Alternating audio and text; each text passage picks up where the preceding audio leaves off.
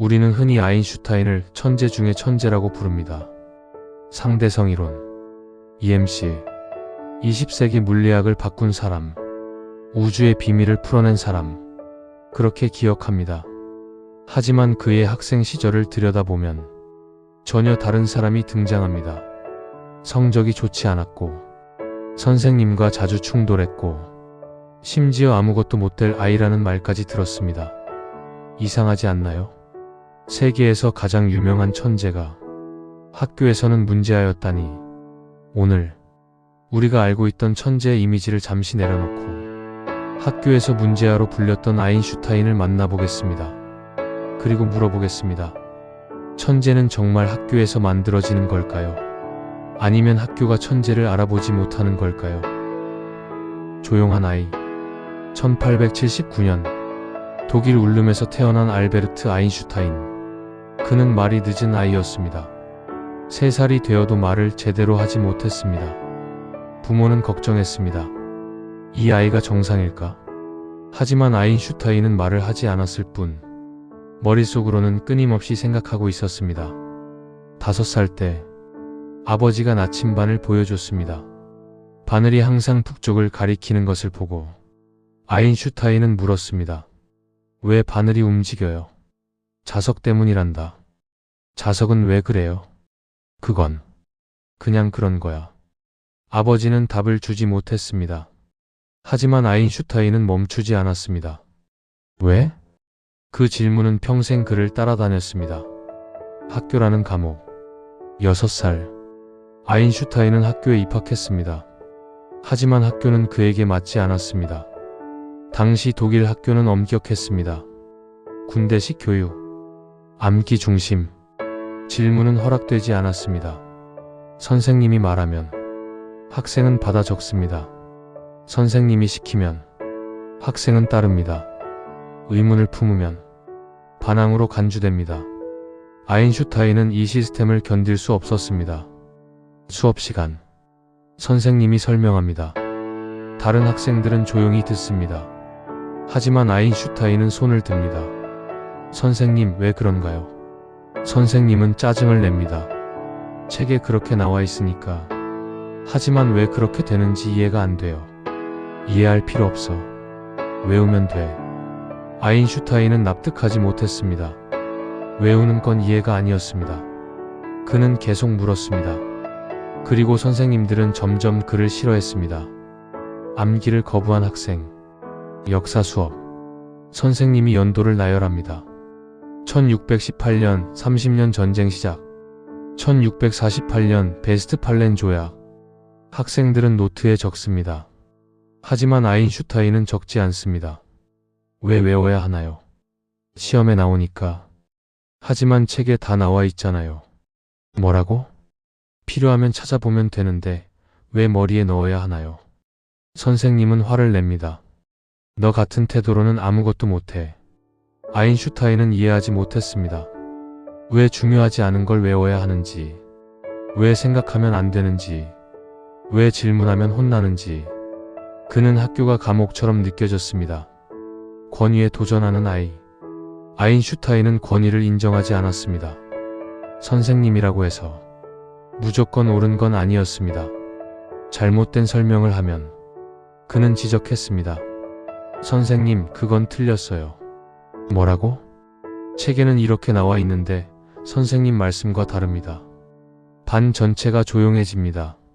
다른 학생들은 숨을 죽입니다. 선생님은 얼굴이 빨개집니다. 교무실로 가. 이런 일이 반복됩니다. 아인슈타인은 징계를 받습니다. 부모가 학교에 불려옵니다. 대개 아들은 문제가 있습니다. 수업 분위기를 망칩니다. 다른 학생들에게 나쁜 영향을 줍니다. 김나지움 시절. 15세. 아인슈타인은 뮌헨의 루이트폴트 김나지움에 다녔습니다. 독일 최고의 학교 중 하나. 하지만 그에게는 지옥이었습니다. 군대식 규율, 체벌, 암기, 복종. 이것이 교육이었습니다. 어느 날 그리스어 선생님이 말했습니다. 아인슈타인, 너는 아무것도 못 될 거야. 왜요? 내 태도가 문제야. 권위를 존중하지 않아. 하지만 저는 그냥 질문했을 뿐인데요. 그게 문제야. 질문이 너무 많아. 아인슈타인은 침묵했습니다. 하지만 마음속으로 생각했습니다. 질문하지 않으면 어떻게 배우지? 자퇴. 결국 아인슈타인은 학교를 떠났습니다. 자퇴했습니다. 16세. 정식 졸업도 하지 못한 채 부모는 걱정했습니다. 선생님들은 고개를 저었습니다. 역시 그 아이는 안 되겠어. 하지만 아인슈타인은 자유로웠습니다. 학교라는 틀에서 벗어나 비로소 숨을 쉴 수 있었습니다. 전환점 1825분. 스위스로. 아인슈타인은 스위스로 갔습니다. 취리 연방공과대학 입학시험을 봤습니다. 하지만 떨어졌습니다. 수학과 물리는 만점이었습니다. 하지만 다른 과목들, 언어, 역사, 생물, 형편없었습니다. 역시 안 되는구나. 그렇게 생각할 수도 있었습니다. 하지만 아인슈타인은 포기하지 않았습니다. 1년 후 다시 시험을 봤습니다. 이번엔 합격했습니다. 대학에서도 문제야. 대학에서도. 아인슈타인은 모범생이 아니었습니다. 수업에 자주 빠졌습니다. 흥미없는 강의는 듣지 않았습니다. 대신 혼자 책을 읽었습니다. 혼자 생각했습니다. 혼자 실험했습니다. 교수들은 그를 좋아하지 않았습니다. 아인슈타인은 게으르다. 수업에 성실하지 않다. 미래가 없다. 졸업할 때 추천서를 받지 못했습니다. 일자리를 구하지 못했습니다.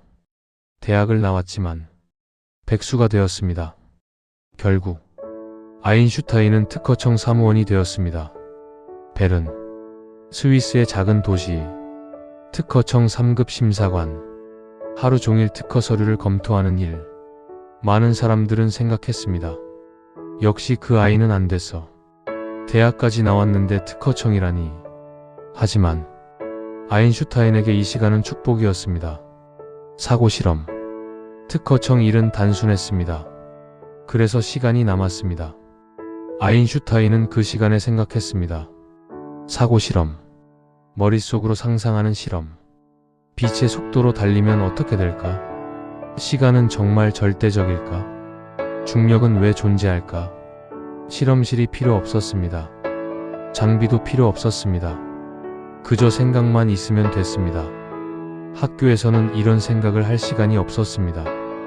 선생님이 시키는 대로, 교과서에 나온 대로 따라가기 바빴습니다. 하지만 이제는 달랐습니다. 자유롭게 생각할 수 있었습니다. 깊이 파고들 수 있었습니다. 답을 찾는 게 아니라 질문을 만들 수 있었습니다. 1905년 기적의 해, 그리고 1905년 아인슈타인은 4편의 논문을 발표했습니다. 광전효과, 브라운 운동, 특수상대성 이론, 질량 마이너스 에너지 등가. 이 4편의 논문은 물리학을 완전히 바꿨습니다. 특허청 사무원이 세계를 바꾼 겁니다. 학교에서 문제아였던 학생이 천재가 된 겁니다. 어떻게 가능했을까요? 학교 밖에서 자유롭게 생각할 수 있었기 때문입니다. 질문을 멈추지 않았기 때문입니다. 권위에 굴복하지 않았기 때문입니다. 마무리 2530분. 천재는 만들어지는가? 아인슈타인의 이야기는 우리에게 질문을 던집니다. 천재는 학교에서 만들어질까요? 아니면 학교가 천재를 알아보지 못하는 걸까요? 아인슈타인은 학교에서 실패했습니다. 선생님들은 그를 문제아라고 불렀습니다. 아무것도 못될 아이. 하지만 그들이 틀렸습니다. 문제는 아인슈타인이 아니었습니다. 시스템이었습니다.